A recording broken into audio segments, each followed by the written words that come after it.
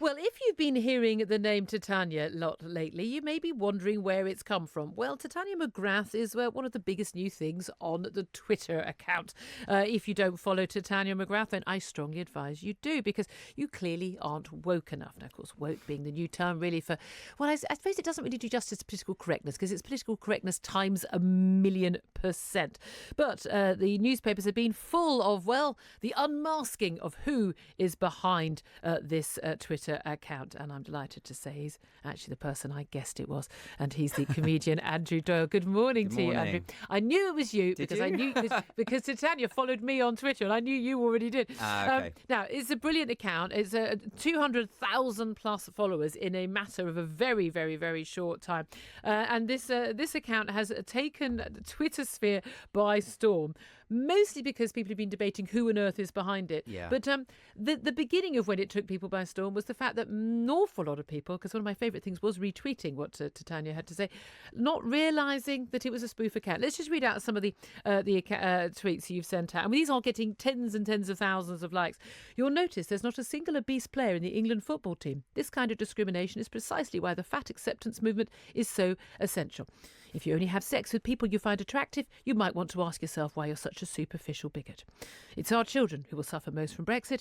Therefore, we should hold a second referendum, but only allow under 12s to vote. And it's one of my particular favourites over the weekend. Gay: Leonardo da Vinci, Alan Turing, Virginia Woolf. Straight: Robert Mugabe, Harold Shipman, Adolf Hitler. Pick a side. Yeah. I'm barely able to read that without a chuckle.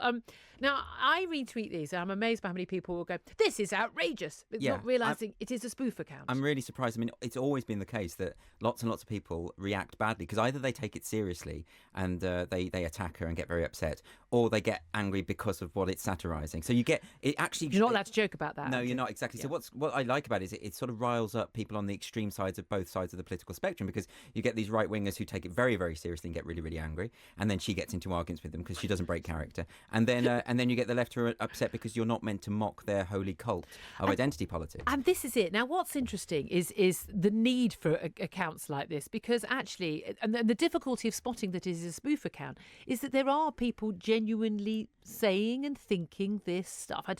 I always hope they're just virtue signalling and they don't actually believe it, because I think they must be insane. But you chose the name, Titania, for a reason. Actually, it was suggested to me by a friend, Lisa Graves, who had the Godfrey Elphick account, and but I thought it was perfect because Titania is the Queen of the Fairies from Midsummer Night's Dream, and I do think these people live in a fantasy world.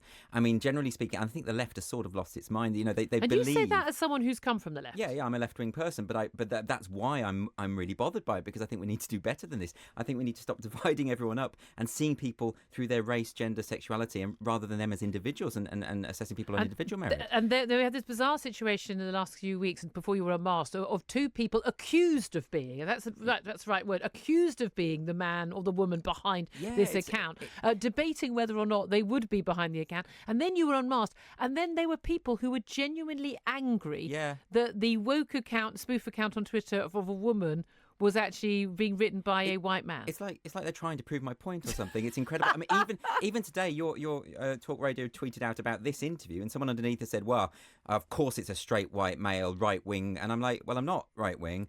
And if I am straight, I better tell my boyfriend about it. You're not doing a very good job of being straight. I'm really not doing a very good job of being a straight right-winger. It's not going well. But this is the thing. Why did you feel it was necessary? I mean, this look, an awful lot of people listening who, people who've got jobs and lives and don't spend their lives on Twitter like you and I do, that they'll think, well, what does this matter? This is just, this is a bit of a, taking the mickey, poking some fun. But there's actually a serious intent behind the fun, isn't there? I mean, with all satire, you're trying to change something which you perceive to be wrong, okay? And I think you mentioned political correctness. Well, I think political correctness of the 90s was quite a good idea. It was this idea of like, we all have an agreed way of speaking to each other. It's civility, basically. It's politeness. But it was about not using derogatory terms about black or Asian people or gay people. Well, I'm with you. We don't want to live in that sort of society. We don't want to have women that. Weren't birds, right, exactly. So it's just about being civil and decorum. I'm all for that. But I think what's happening now isn't political correctness. This is kind of a development from it. Something really quite worrying, because now we have hate speech legislation to punish people who have the wrong opinions. We've got the police phoning people up, investigating them when they express views that they don't like. Telling them that are completely within the law, but being told to be careful what they tweet. The Humberside police who phoned that man up who retweeted a transphobic limerick, I mean, they said to him, "You're not committing a crime. This is a non-crime hate incident," which they nevertheless log as part of the hate crime statistics. And they will say to him, we've got to check your thinking. That's the exact phrase that the police. Now, that sort of stuff is not the same as political. He's had an apology, by the way. Well, that's good. Yeah. But you see, but the fact that that's standard practice amongst the police force is a worry, right? So this stuff isn't just about political correct. And people say, "Oh, you're going on about PC gone mad." I'm not. I'm talking about something else. Something your inclination, your instinct is in favour of, again, polite speak. But this is it. There's this idea of what you can and can't say. I often have people say, "You can't say that." Well, I'm like, try me. Well, yeah, no, I've never made the claim that I'm not able to say what I want to say. I'm not being censored. I'm not being oppressed. So I'm not making any of those claims whatsoever. What I'm saying is that because of the nature of our culture and this culture of offence, lots of people, just regular people, are really nervous about joking or saying stuff that might be misinterpreted. I mean, they're going on their WhatsApp groups to create forums where they can joke with their mates, but they need it to be encrypted. And the problem, this is why I feel like what I'm doing with Titania is definitely punching up at establishment thought, because the woke community online, although they're a minority, they have incredible power and they're vicious, and they don't just trawl for old tweets that you've said. They look for things you've said that are sinful and attack you. They want you out of your job. They want you out of your livelihood. They want to attack, and they think they're the good guys. We have seen this again and again with some movements. Maybe like take Toby Young as an example. Many others. I mean, it's at Tim Hunt. We've seen this with this physicist who's been thrown out of CERN, saying or tweeting or writing the inverted commas wrong thing. And it's not that people are allowed to disagree. I don't expect people to agree with my views. I've had about 15,000 likes. You never know if they're likes or if they're just noting. I mean, I use my like. Pressing the wrong thing. I use my like button as a way of keeping something on file. Effectively, it's my library of tweets I need to keep hold of.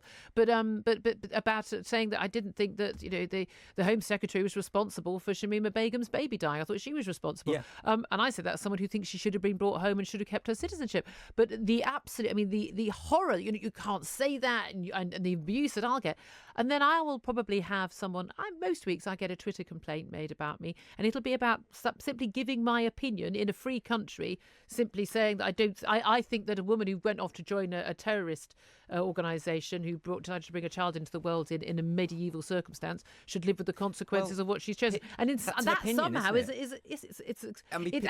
it's probably a majority opinion. Well, quite. But you're not allowed to say that anymore. But I think you are allowed to say it because you prove that you are. But it's the idea that people are so offended by that opinion, right? Why not? Why do we have a discussion about that opinion? Why get? Tell me why I'm wrong. Exactly. I think the idea, the instinct to sort of clamp down on people's speech because you disagree is completely 100% the wrong direction. We need more speech to defeat bad ideas, not less speech. And you do this as well. You've got your Comedy Unleashed comedy clubs where you have comedians on who don't have the received opinion. And that's in fact, there's one tomorrow night in Bethnal Green, and it's we just like to have people who are free thinking, who don't feel curtailed and self-censor, because we don't believe that comedy should be a safe space. I think that's literally the point of comedy, isn't it? You can be offended, and that's okay. That's part of the human experience. And by the way, I'm really not saying that I want, because people have interpreted this and say, "Oh, you want a bunch of racists to come and tell their jokes." No, I don't. This isn't Jim Davidson and Chalky. We've never had racist comics on at our club. I wouldn't be interested, because to me racism is obviously not funny. It's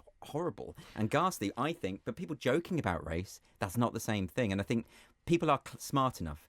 I think there's this really patronising idea that audiences aren't smart enough to tell a joke. Absolutely. Well, look, you've also got a book out, and it looks brilliant. A Guide to Social Justice by Titania McGrath. And the opening page is 3 quotes. One is from Nelson Mandela, and one is from Titania McGrath, and one is from Bette Lynch. Yeah. All credit to you. Yeah. She thinks she's as important as Nelson Mandela. That's the thing. Well, Natch. Yeah, of course. It's a brilliant. I do follow her, him. I don't know what we're allowed to say these days. Don't misgender me. Yeah. That will get in trouble. There'll be complaints. Andrew Doyle, it's a brilliant idea. And again, please do not underestimate how the power of satire and humour in taking down our political leadership.